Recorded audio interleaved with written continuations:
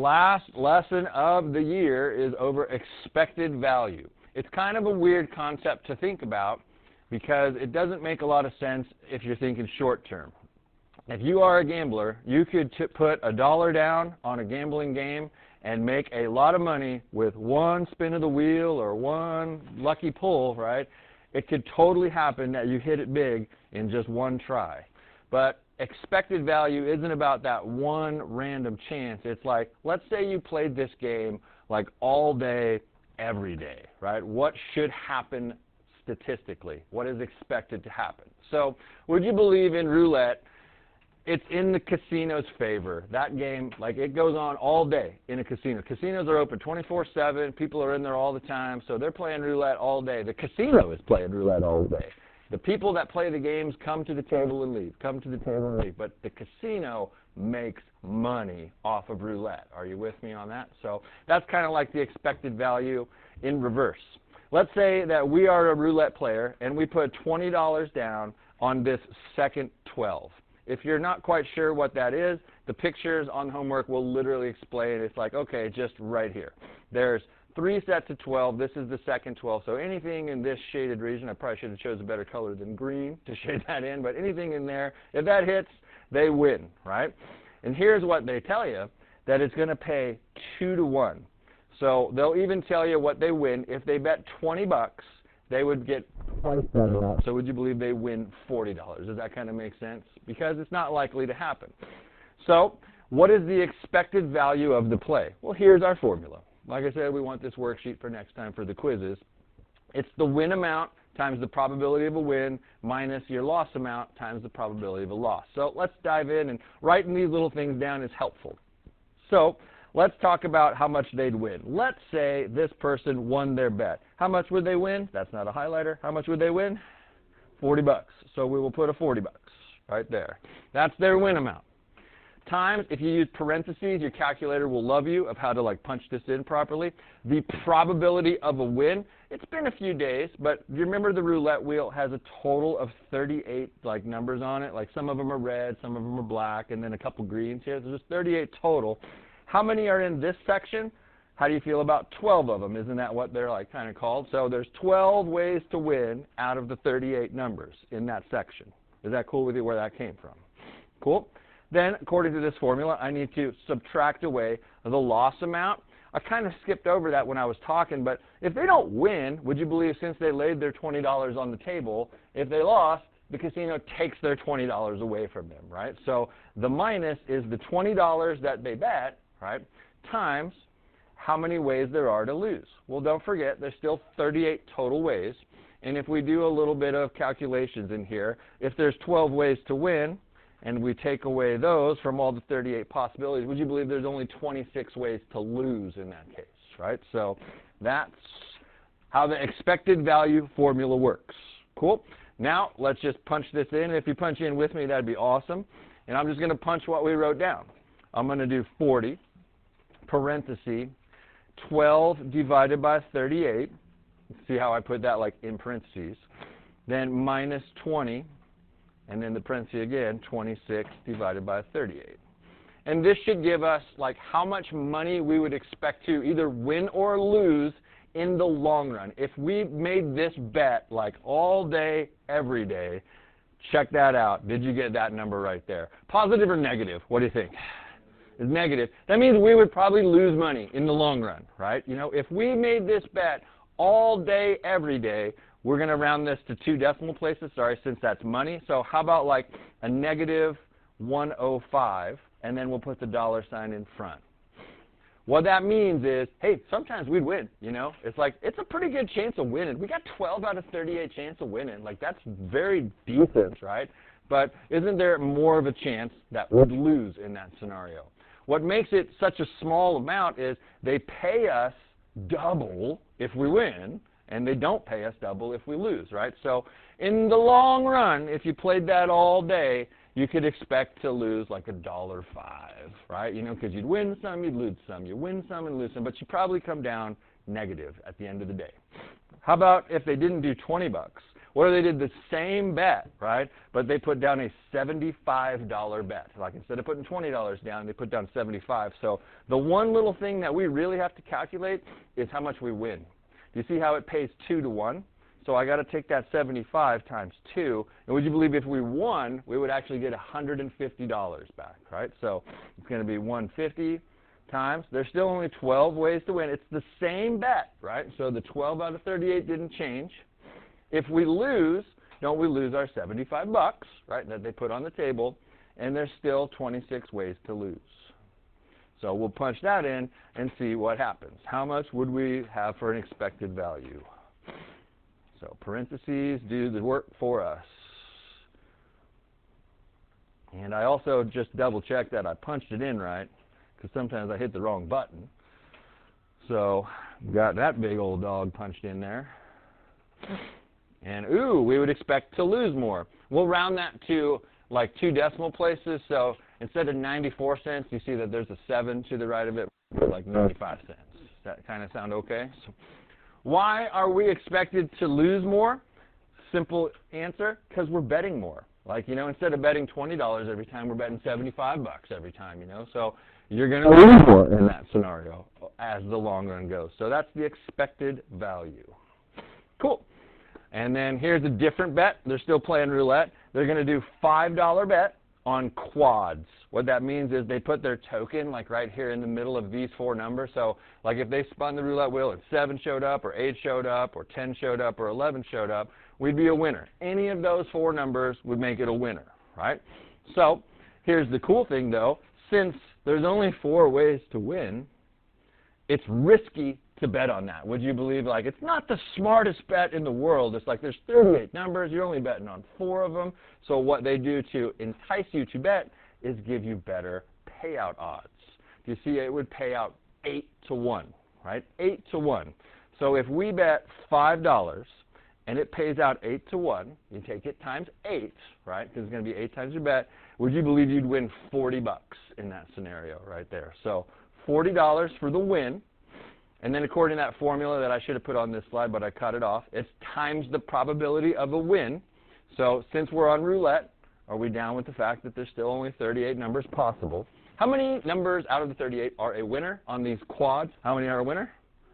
4. Are we cool with that? There's just 4 ways to win, right? Either a 7, an 8, a 10, or 11. Then we shall subtract away our probability of a loss. So that would be, how much did we bet? How much did we put on our table? $5, right? And we have to also figure out how many losers there are. You kind of do this, 38 minus the winners, right? There were 4 winners, right? So shouldn't there be 34 losers in that case? Cool. Go ahead and punch that in. So 40 times 4 divided by 38 minus 5 times 34 divided by 38. That ain't bad at all. We're still in the negative, right? If we played this all day, we would probably lose money in this scenario, right? We're not betting that much. I know to you $5 is a little more than to me, right? You know, but like betting $5 at a time, if we played it all day, we would expect to lose at the end of the day probably 26 cents. You know, it's like, hey, not a bad deal, right? Not a bad deal. But roulette, the reason why we use roulette, because it's an easy game to understand. You just spin the wheel. What it lands on is the winner. You know what I mean? It's a simple game. There are other games around, like raffles. You know, as you get older and you start going to more like corporate parties or business parties or even at project graduation, you know, there are raffles for all kinds of stuff, right? So a team is having a raffle. They're going to sell tickets for it for $5, right? So if you want to buy a raffle ticket, $5. 350 tickets were sold total. 1 ticket will randomly be selected as the winner. That person wins $500. What is the expected value for this ticket? Cool. So let's use the formula. Let's say we won. How much money does the winner get? $500. That's our win amount. If you see that formula up at the top, I should have put that at the top of each slide, times the probability of a win. That's the part that we have to figure out. It's not the roulette wheel anymore, right? So how many tickets were sold? How about 350 total? Are we cool with that? There's 350 total. And how many were the winning ticket? Just one. Would you believe they just pulled one out? Here's your winner. So there's a 1 out of 350 chance of winning that raffle. Is that cool with you? All right. Then take away like the probability of, or the loss amount. Okay, let's say we only bought like one ticket. How much did that cost us? $5, right? And then how many ways are there to lose? 349 out of 350. Does this number make sense to you, right? If there's only one way to win, there's got to be 349 things that are a loser in that case, right? You know, those two numbers up here should add up to your total, right? So, cool. We'll punch that guy in. And 500 times 1 divided by 350 minus 5 times 349 divided by 350, right? And it ain't as bad as you think, right? If you paid $5 for a ticket, you could expect to like just lose $3.50, 55 cents, 56 cents. What do you want to do? What this really tells you, because the math is weird, right, is, what do you think? Do you have a good chance of winning? Not really, right? You know, isn't that negative in that case? You probably are not going to win. But why is it still less than $5? Because, dude, if you do win, don't you do like 100 times your money, right? You know, it pays out 100 to 1. Bet $5, win $500, right? So if you did win, if you went to one of these raffles all day, every day, and it was the same chances every time, you would win sometimes, but you would lose most of the time, and you could expect to lose about $3.56 if you did this all day, every day. So let's try one more before we get into multiple ways to win. In a lottery game, a player picks 5 numbers from 1 to 25. If a player matches all 5 numbers, they win $25,000. Otherwise, they lose $1. What is the expected value of this game? Here's a tricky one, because it goes into what we did last week. I know I wasn't here on Friday, but what do you think? Is this like permutation or combination? Permutation, order matters, and combination, order doesn't matter. So we got this lotto, right? There's 25 numbers available, correct? We got to pick how many numbers? 5. Does the order matter when we pick these 5 numbers? If the numbers were 1, 2, 3, 4, 5, and you happen to select 5, 4, 3, 2, 1, would you still win that lottery in that case? So order does not matter. Permutation or combination? Combination. 25, choose 5. So we'll go to our calculator and figure that guy out right there. And it's been a while. Clear everything out here. So I'm going to hit the 25 first. Then it's under the math menu over at probability on the top. And it's that option 3, NCR. And I'm going to choose 5.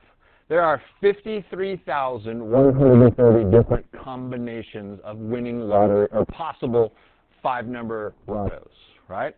So I'm going to jot that guy down, 53,130. That was the trick that we had to figure this out first, right? Now it's all golden. Let's use our win amount. If we won this particular lottery, how much are they paying us? 25 grand. What are our chances of winning? 1 out of 53,130. There's only one combination of lotto numbers that they're going to pull out. That is the winner. Then we take away our loss. How much did we pay for this lottery ticket?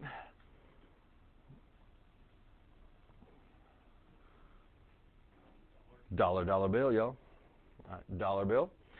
Chances of losing, you still have a total of 53,130. Since there was only one way to win, would you believe there is 53,129 ways to lose in this case? Cool. So let's see what our expected value is on this. 25,000 times 1 over 53,130 minus 1 times 53,000. I got to just double check that I punched this in right. 129 divided by 53,130. What do you think? Positive or negative before I do it? If it's negative, it means you probably aren't going to win in a normal scenario. And if it's positive, it means you got a really good chance of winning this game. This is the lottery, positive or negative expected value. Most likely negative, right? You know, but it ain't much. Like if you did this all day, every day, you would, and bet $1, right? You would expect to lose about 53 cents in the long run in this case. Why? Because if you win, you get a big-time payout of $25,000, right? So negative 0.53. And then the last question of the year, baby, is about what if the game had multiple ways to win? What if there was a bunch? So if a bag contained 3 gold marbles, 7 silver marbles, and 28 black marbles, you randomly select 1 marble from the bag. If it's gold, you get $4. If it's silver, you get $2. And if it's black, you lose, meaning you just paid your $1. What is the expected value of the game? I need to know total marbles first. Could you tell me how many total marbles are in this jar or bag or whatever we're doing here? Yeah, 3 plus 7 plus 28 is 38 total. Are you cool with that? And here's how the formula modifies. It's just all your win stuff, one at a time. You see those 2 pink guys are about wins. And it's a plus. If there was 3 ways to win, you just keep adding it to it. It's like win amount times probability of a win amount times probability of a win, and then the last thing you do at the end is you subtract away what have you lost, right? So it's just like win plus win plus win plus win plus win as you keep going, and the last one is loss. So let's do this. What if it was gold? How much would we win if we pulled out a gold? $4 is the win amount times probability of getting a gold. How many golds are in the jar? 3 golds out of 38. Does that make sense to you real quick right there, just that first one? If you pull a gold out of the jar, you get $4. You got a 3 out of 38 chance of doing that. Or, that's a plus, right? You could have pulled a silver out. How much do you win if you pull a silver out? $2. How many silvers are there? 7 out of the 38. Are we cool with that as well? And that's the only ways to win. Either pull a gold out, you could win. Pull a silver out, you could win. So that's it. But, of course, you could pull out the black marble, so we have to subtract that away. How much did it cost for you to play this game? It cost you $1. Are you with me? You had to pay $1 to win this game. So minus 1 times 28 out of 38, because there's 28 black marbles in the bag. Would you believe 10 ways to win?